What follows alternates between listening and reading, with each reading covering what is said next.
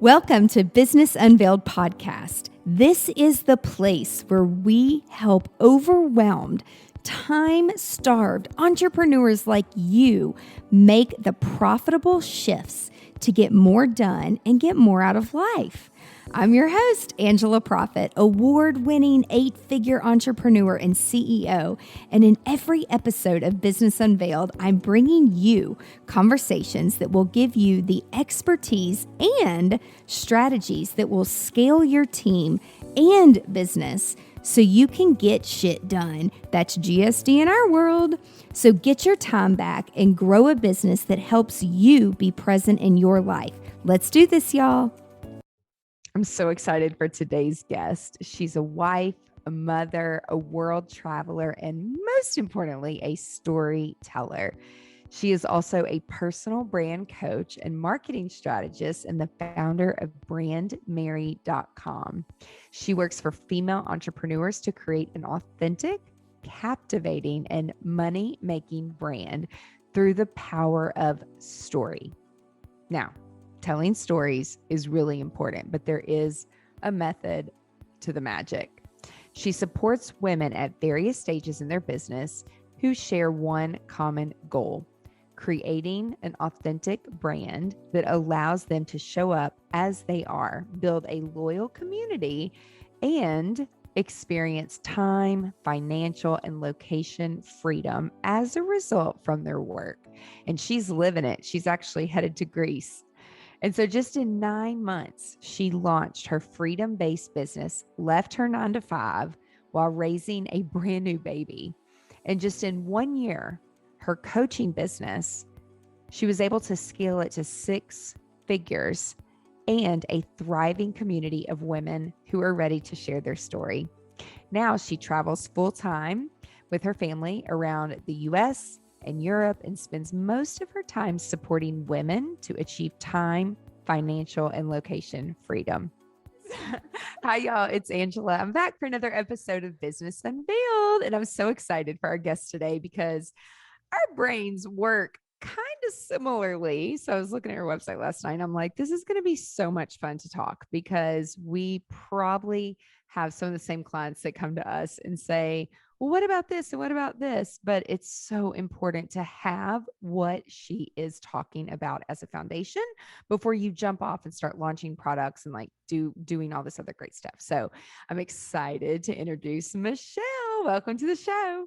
Thank you for having me. I am pretty jazzed to chat today. Like you said, I am excited to talk about all of the things that lead to amazing marketing campaigns. Yes, that convert, right? Yes, right. You can have an amazing marketing campaign that doesn't convert, and then you can have a really amazing one that makes money. Yes. Before we jump off and start talking about marketing and branding and why everybody listening or watching needs a brand, whether it's personal brand or a business brand, you need a brand. Everybody's a brand. You're a walking brand. Tell us a little bit about how have you gotten to where you are? What's your backstory and your journey? I think it's really important for people to know the context that you just didn't like land here. So what can you share with us that has gotten you to where you are today? Yes, I definitely did not just land here. I fell in love with branding on accident. So my entrepreneur journey actually starts with the birth of my son, and I was working a 9 to 5. I was working for a large nonprofit in St. Louis, Missouri, as a communication manager. So doing the social media, planning out advertising, marketing, all of that stuff, and planned on going back. And then I had my beautiful little boy in 2015 at the end of the year. At the beginning of the year, turned to my husband and said, I don't think I want to go back. I've heard this whole like start your own business thing works. So let's do that. Let's give that a try. So I kind of jumped into that very blindly and did all of the things that I was taught to do. I built my website right away because, you need to have that. I like planned out all the back end in my systems and all of those different things. And then suddenly realized that I have no clientele. Like no one's actually landing on my website. I have a few people following me on social media, but they're not turning into clients. And that's when I really realized that I had a missing piece, that what I thought was branding actually wasn't the meat of branding. I had just skimmed over it, jumped to the aesthetics and called it a day. So I basically forced myself to go back to the basics.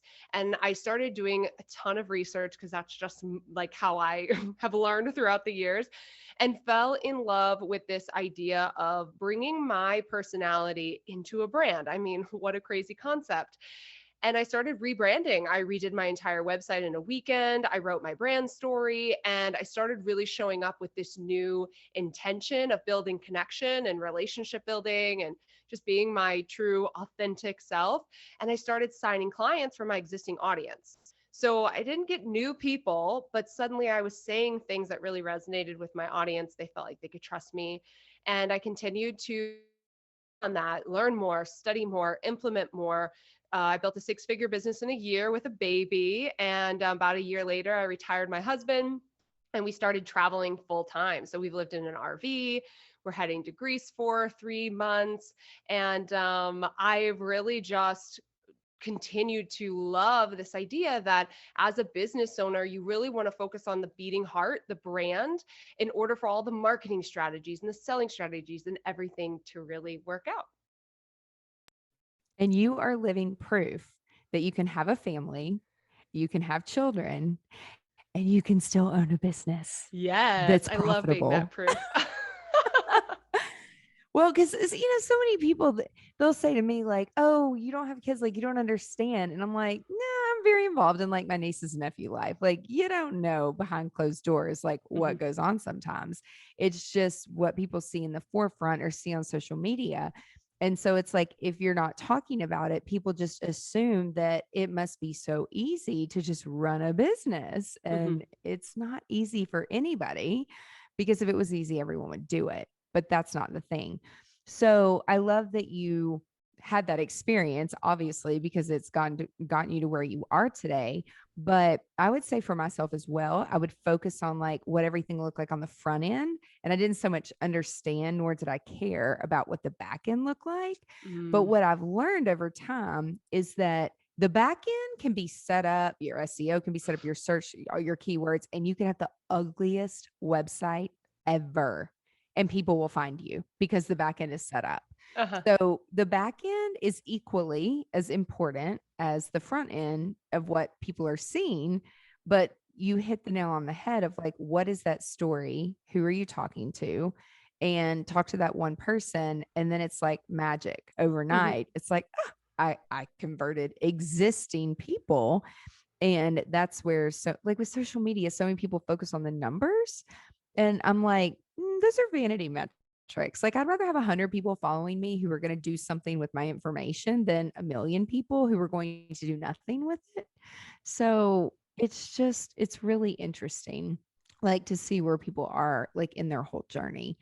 So if someone's listening and they have a website or well, let's just back up. What are the first things that if you to know, like, okay, I have a solid brand. Like, are there mm. things that you like a checklist of things that you should have if you're a brand or if you're a business or your personal brand?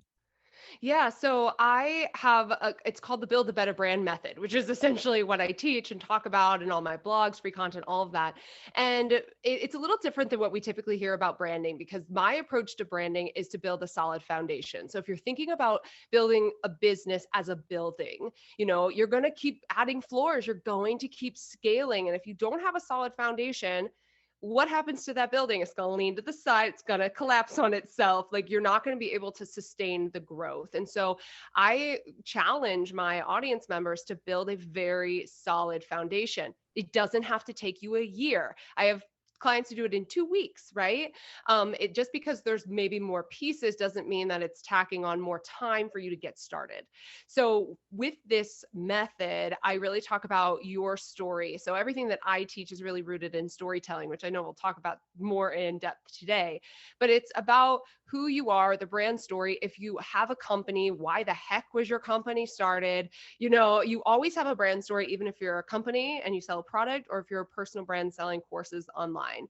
So what is that? What has really led you to where you are? What strengths are you bringing in? And I find that that really helps you better identify your niche or really your unique selling proposition of what makes you different than others.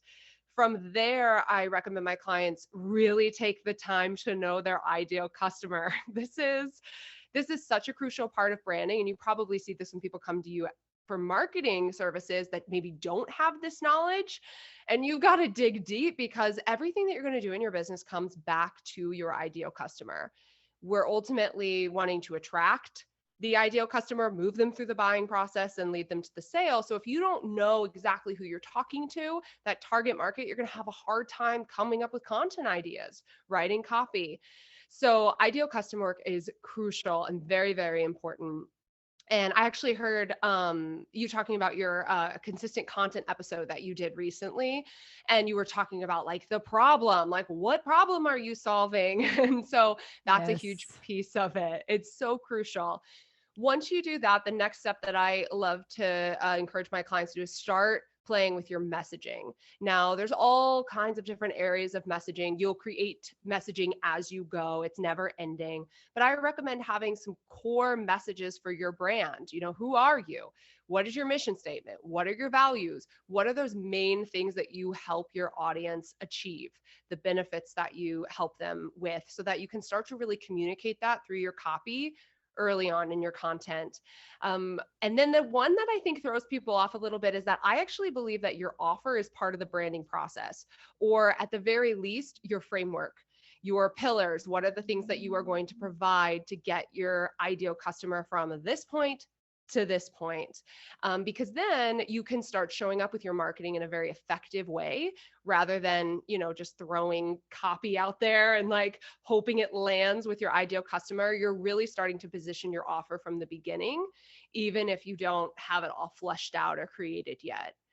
From there, I move into authentic voice. Who the heck are you? How do you want to show up? What makes you unique? There's a lot of people doing what you're doing. Sorry, not sorry.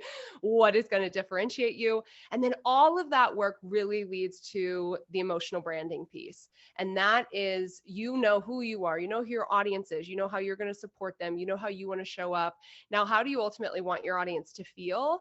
And that is where I focus on helping clients pick out the aesthetics. Then and only then do I encourage my clients to pick their brand colors and their fonts, and start actually, designing pieces if they're doing it themselves, or take that info and give it to a designer so they can knock it out of the park.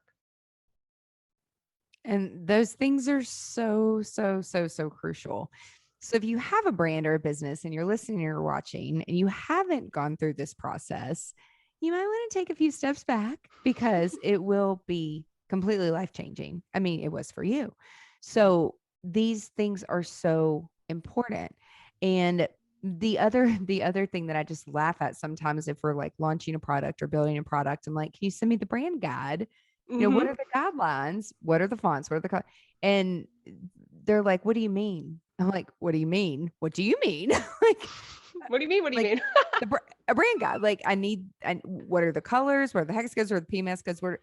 What are the fonts? Like, who did your logo? like, and, Mm-hmm. and I love 99 designs, and I love these, make it easy to get a logo or start a brand. However, the piece that you miss is that when you pay and piecemeal things together, you don't have the full experience. And then you Mm-hmm. end up not having these things that, and then if someone lands on your site, they're not going to know your story. They're not going to understand. And you're not going to, if you're not going to convert anybody into sales if you're not clear. Like, clarity is speed. Like, clarity wins, not cute.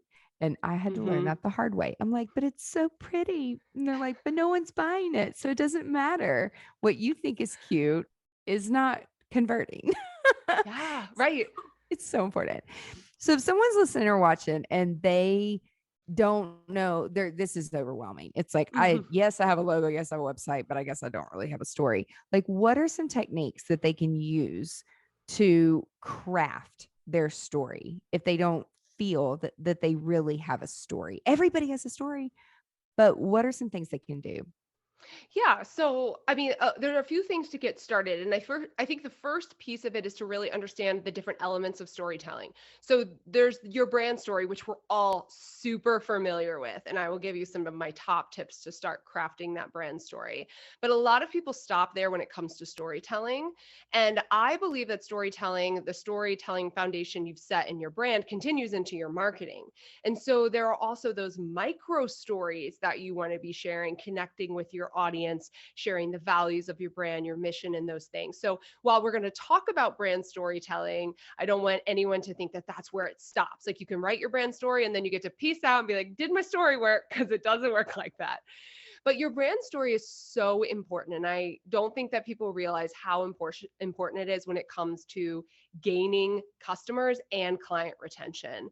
That your people are making decisions because of an emotional connection. So there have been countless stories and studies out there on the power of storytelling and how it plays a role. And we know that people ultimately decide to purchase something because of the emotional feeling that they have. There was even a study that was done on eBay. I don't know if anyone has shared this with you before, but there was a study that was done on eBay where Rob Walker and Joshua Glenn, those are the two guys, did an experiment in 2009 where they hired 100 creative writers to create stories about everyday products. So they bought $129 worth of items. They had these creative storytellers make up stories about each of the items, and then they sold them on eBay with the stories attached.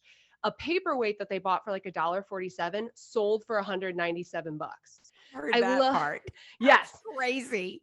it's so good though, because I'm like, I've got to give people examples of why storytelling is so important. If you need an example, it's a paperweight, right? So stories are what build that connection with our audience.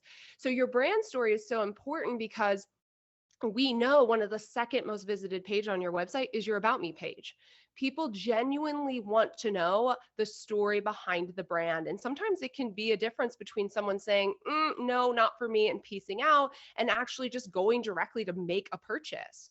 And so your brand story is really your opportunity to tell your ideal customer, very clear on that, you're talking to your ideal customer, why you decided to create your business in the first place.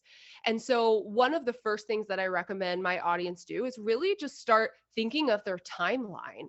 Really think about three moments, three transitions, as I like to say, of where maybe you shifted, maybe you were in school and you recognized that, you could create this product that would help your classmates in school. And so you were like, oh, ding, ding, ding. But then 10 years later, you actually went ahead and went with it, right? Your story starts back then with the idea of what you created. It could be like my story, where the birth of my son, I shared my brand story with y'all in the beginning. So the birth of my son was such a pivotal moment. And so this is your opportunity to connect. So start to think about really the journey that has led you to creating your business today. And think about your business as kind of like the launching off point. So in normal storytelling, we might say there's a beginning, middle, and end. That's still very much true to a brand story, but your end isn't really the end. It's the beginning for your ideal customer. So one of the big hangups I get from people when we start talking about this is they're like, well, I don't want to talk about me. I don't want it to just be about me. But again, we know that people want that. And what you're really doing is keeping your ideal customer in mind. So when you're sharing this journey, you're really pretending like you're writing the story for that person. Like give them a name, give them an avatar, do the whole thing that I recommend my clients do, and write for them. Focus on building that connection with them, and then end the story with an invitation. Invite them to continue on this journey with you, buy your product, buy your service, whatever it is. We've just seen crazy results just from putting a really strong story on an about me page. But then again, you can create this story, recreate it on social media.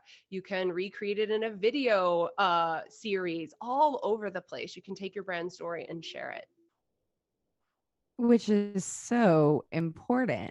And somewhere I think it's on your website where you say people buy from people. Mhm. Like it's from a connection. It's not always, I mean, unless you're Apple or you're Nike, which is funny because if you're an Apple fan, people know who Steve Jobs is Yeah. because they have told his brand story over and over. And I think there was a movie made about it. So it's like, it matters. Even we had a client recently, and we're building out some product stuff for him. And he's like, I don't want to be the face. I don't want to do this. I have investors. I'm going to be selling in 5 years. I don't want to be attached to it at all. I'm like, but even he's like building a mini Walt Disney, like in a different city, and like a Disneyland for agriculture. Mm. And I'm like, but the story starts with you, man. Like, Yeah. Walt Disney was a person. Like, and I know Walt Disney's story from the Entrepreneur Center, because a guy that used to work there came in and told us the brand story. So it still starts with a person, even if you want to grow it and scale it and sell it. Like, it still starts with person. Like, it always goes back to that. So I have had multiple clients with these crazy stories of my next question for you. And this is why you want to get off of social media. And you were very adamant about that. Like, get off of social media, build your list, Mhm. because some of our clients have gotten hacked. And they have rather large accounts that are tied to their livelihood. And so when you don't do that, it sucks. So give us a little bit more insight to that. Why do we want to get off of social media? Yeah, so this I think really comes back to the branding piece as well. Like when you're building a brand, like you're ultimately creating some sort of movement or some sort of mission. And I don't know about you, but I don't want to leave the success of that up to somebody else. I don't want to leave Right? my yeah, I don't want to leave my reach up to somebody else. And I'm not saying that social media is bad. I use it. We were talking about some ways that we Yeah. use it before. I have a lot of fun with it. Mhm. Um, but I went through a period of time where I just hated showing up there. And I kept wondering, like, why? And, it was kind of along those vanity metrics. And there's not a lot of, requirement involved to engage on social media, right? You can give a heart, you can scroll through, you don't really have to comment. You're just like, this is fun. What I have found that moving your business off of social media allows you to better target your ideal customer, bring them in and bring in consistent leads and sales rather than like, oh, I just keep showing up on Instagram. I just keep showing up on Facebook and nothing's happening. Well, we have to realize that with our messages on those platforms, we're ultimately like throwing a paper airplane into a sea and hoping that it lands on the right person.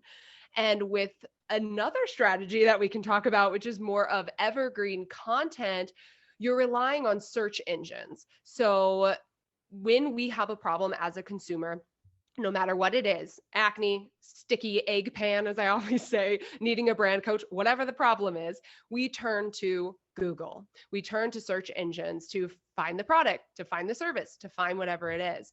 So the people that are turning to those platforms are looking for things very specific to the solution, like the solution that you have or the problem that you solve.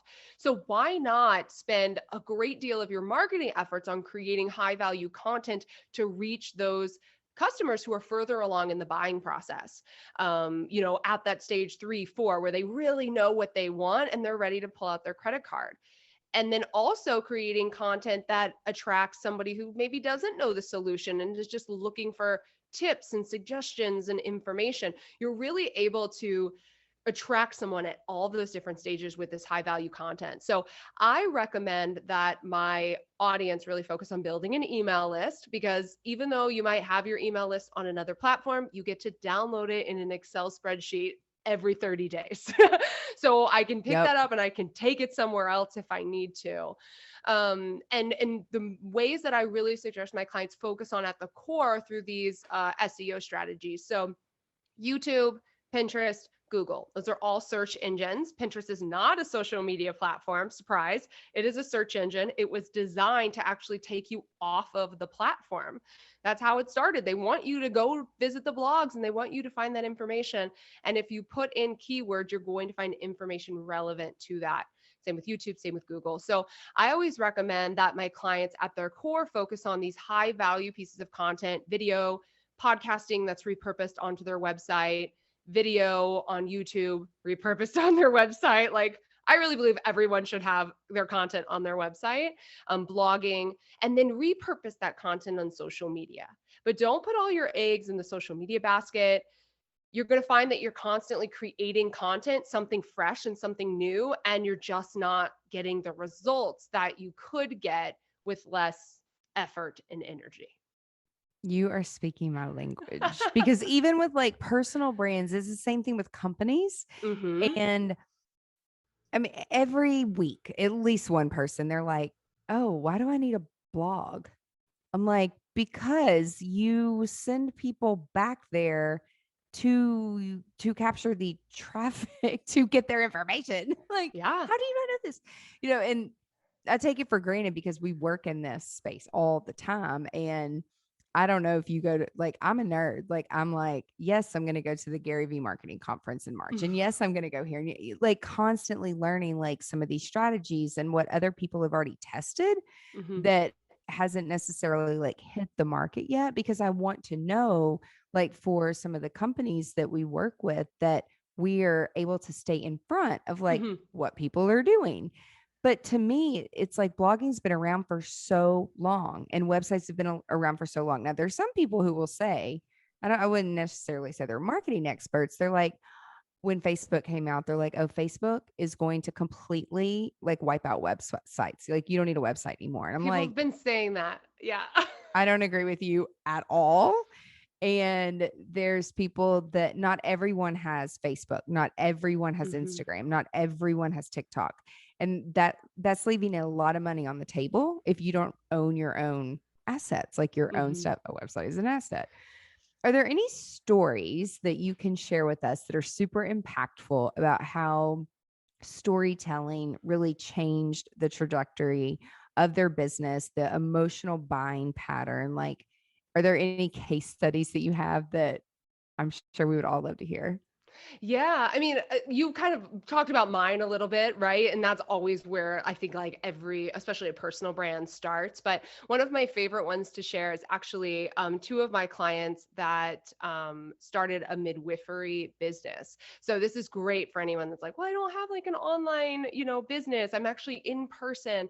So they started a midwifery business that they were just super passionate about, but also recognized that hey, the consistency wasn't coming in. They were using a lot of the strategies of like SEO for location and referral and things like that, but they wanted to scale it, they wanted to grow it, and then they also wanted to build a sustainable midwifery practice. So this is a huge movement that's happening where midwives are working themselves like day in and day out and hire more people. You need income in order to do that. So those were some of the big problems that they had when we started working together. And we really went down to the storytelling piece of like, how can we start connecting more with people online? How can we start building this know, like, and trust?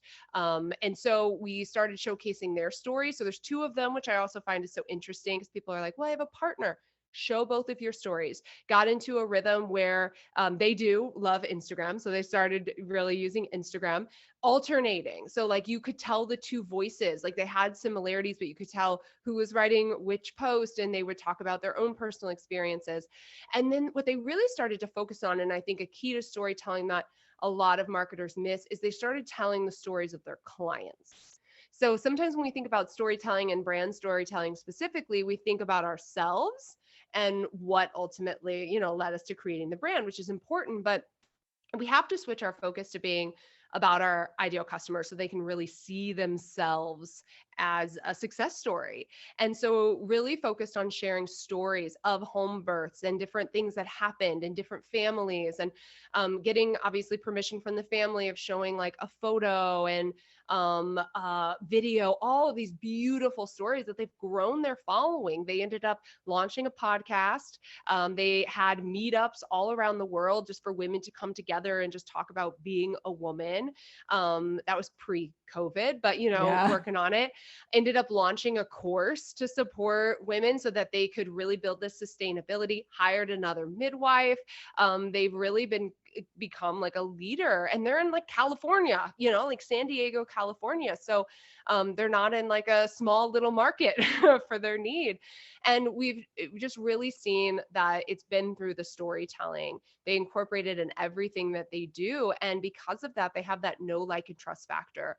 And what I think is so beautiful about this story is that they were able to build their in-person practice, but so many people were loving the storytelling piece that even though they didn't live in San Diego, once they launched that course or once they launched the podcast, they were like, yes, thank you. We've been in love with your brand. Now we've got a way to consume it and to support you. And that to me is really the whole point of brand storytelling and branding, because you just never know where your business is going to go. We have so many beautiful opportunities as business owners to create products, services, all kinds of different things that if you really focus on building a strong brand foundation, you can scale and add these different things and reach so many people. And that's like my favorite part.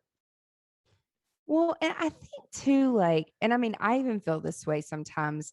Do you think that people that are i- in the service-based industry, like I even used to have the mindset of like, I don't want to go back and ask people, like, can I use your pictures and Mm, can I get a testimonial from you? Like it just feels weird. yeah.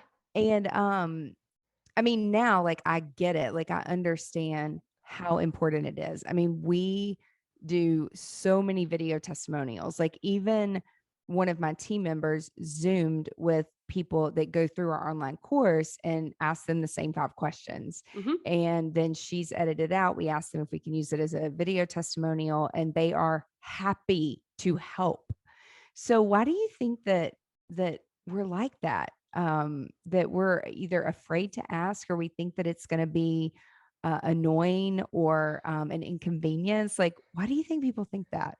I think you totally nailed it when you said it's like annoying. I think we're like afraid to be annoying, or we have this idea that like if we have to ask somebody for a testimonial or we have to ask them for a review, it's not authentic. And that's not true. Like people want to give you their feedback. And I've encountered very few people who have been like, oh, let me give you feedback because it's not top of their mind, right? But if I reach out to them, they're like, oh my gosh, absolutely. I would love to do that. But they're thinking of a million other things. I'm sorry, but giving you feedback is not top priority for them. However, if you ask them, they will be 100% happy to do so. And I also think that there's a very, old school way, I think, of like getting testimonials that a lot of people, it doesn't feel great. And I still use some of those strategies because I'm like, yes, write me a testimonial. Here's a prompt, get on video. But if you're like, it really stresses me out, I don't want to do this, what I recommend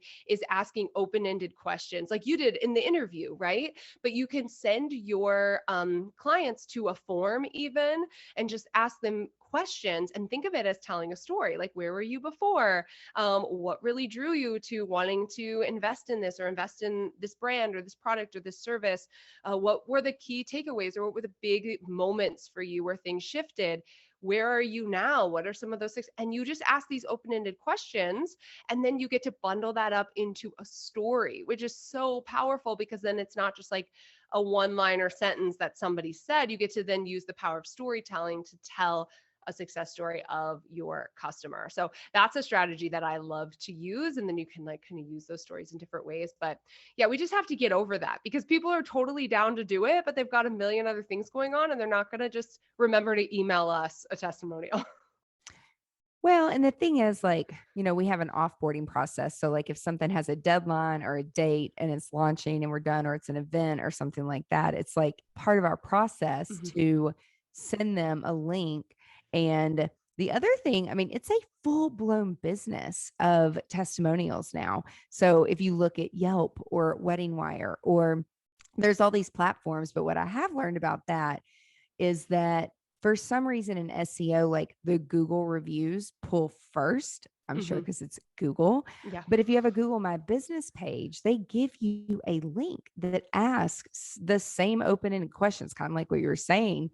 and you just pick a rating. And then if they want to do, additional comments or put additional comments, people do it. And like you said, make a story out of it. Hmm. So it's like Google's made it pretty easy. They're depending on what industry you're in, like with you have health grades, like for the healthcare world, doctors. Hmm. So it's like every industry kind of has like their platform where people will go and like give reviews. It's like you just got to ask. If you don't ask, people cannot read your mind. Mm-mm. So it's so important. Like it's okay to ask. So if people want to learn more about branding for their personal brand or whatever, to because I know we were talking before we were recording, like, is there a different a checklist or something so that Mm. people know, like, okay, I have a really solid thing here. What's the best place where would you send people to go just to learn more information? Yeah, so my website is Brandmerry. That's my company name, BRANDMERRY.com. And one of the places that I really recommend everyone start, whether you're just like, I know I need a brand, or I feel good about my brand, but maybe not 100% because you know who you are if that's you. I have a free class where I actually go through my framework that I shared in the beginning. It's called Build a Better Brand Method. I like to keep it super simple over here. And you can go to betterbrandmethod.com, or you can also access it at a bunch of various touch points on my website. And that is a free on demand class that you can watch, go through it. I talk about the importance of storytelling. I share a little bit more of my case study. I talk about ideal customer work, some of the key things that you want to know during your research. And then I also dive deep into core brand messages, which is something that I teach through my program as well. So that's a fantastic place to start. And I have a podcast, the Brandmerry podcast. I have a YouTube channel. If you're like, I just need info, Michelle, I've got it. I promise. That's awesome. And we'll put all the links in the show notes. So if you're driving or biking Yes. or multitasking while you're listening or watching, we got you. Go to the show notes. All the links will be there. If they want to personally connect with you, what's your favorite platform that you do hang out on social media? Yeah, so Instagram for sure. So Michelle Knight Co, MICHELLEKNIGHT Co is where I'm hanging out on Instagram, and I travel a lot. I'm a digital nomad, so that's fun too. So even if you're like, nah, I don't really want branding advice, just come hang out with me on Instagram. That's awesome. So when are you going to Greece?